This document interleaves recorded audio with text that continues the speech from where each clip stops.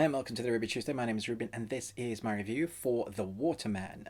It's on Netflix as an original, or presents, at least here in the UK. It was released in May in the US, although you probably haven't had a chance yet to see it with the pandemic around. It's probably one that's escaped your attention, so I'm going to talk about it and let you know whether this is one you might want to check out. Let's jump in.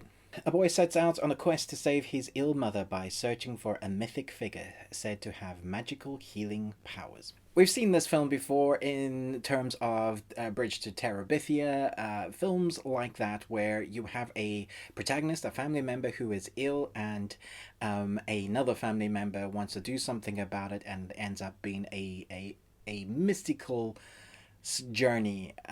It's a journey that you're never quite sure whether the mystical elements to the story that you are seeing are real, and that is quite fun.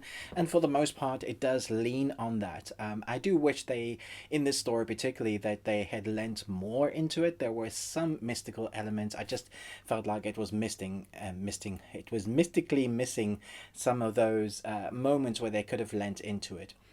There were also moments where characters do things that is typical Hollywood moments where, for example, when a building's falling over and your characters, you get this in Superman, where the characters are running away, and instead of just running to the side, they run in front of it, like as it's falling down. There's a scene in this film with horses that are like chasing some kids. Instead of just moving to the side and allowing the kids to allowing the horses to go past, they run for whole a sequence to make it exciting when it didn't need to be. And there's a couple of moments like that throughout this film that kind of annoyed me, and I felt like that was missing a beat. You don't need to force the intensity of the film, because it comes off not great. Those are my only side niggles. If you enjoyed Bridge to Terabithia, I Kill Giants, those type of films, I think you're going to enjoy this as a family unit.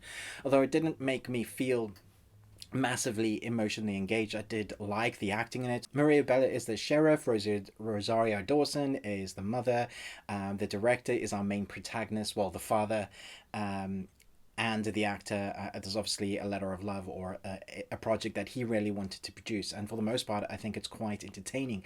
It's definitely one that you can talk about with your family, that brings up questions about death and how, as a family member, you would deal with that.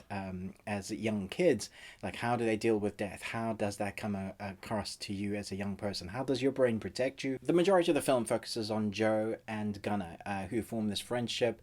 They go and head off into the woods to try and find this fabled waterman, to try and obviously help the mother.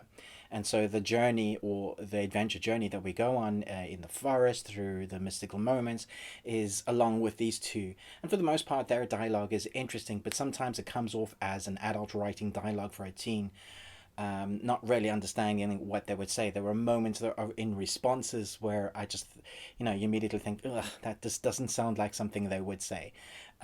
Or how a certain character has been produced or shown. There's this young girl who's living in a tent by herself. She seems hardened by the world, and yet she screams by like the tiniest bug. Or it's just didn't characteristics that just didn't fit right for me. So at times, these characters, these kids, it felt right, and their friendship was good, and it builds along that moment that you're expecting. You're expecting the story to come into fruition with their relationship. And you're hoping that you're going to get more fantastical elements, or that the kids are going to actually learn what it means, the whole story about life and death, and that's what the film is throwing at you. And so there are, I would say, half of the film feels like it's hitting the platform that it needs. It's hitting those moments that you're expecting the story to be able to tell you, and then the half it just doesn't quite work for me. So I'm just going to go right down the line and just say this is a C movie. It's an enjoyable one-time watch. I don't think it's as good as Bridge to Terabithia or I Kill Giants, although I had my issues with I Kill Giants as well. I think Bridge to Terabithia is probably the best out of the three. I enjoyed what this was, and it was an interesting watch. I think I preferred the first half of the film to the second half of the film. I'm not sure I like the ending. There's a lot that I didn't like about this. That's not to say it is an enjoyable film. I think if you're watching this with family and you want to bring up those questions about how you deal with sickness and family and death, and the mystical fantasy realm, it could be enjoyable to watch together as a family. So let me know your thoughts on this. Thanks so much for watching this, but most of all, until next time, remember, live long Tuesday.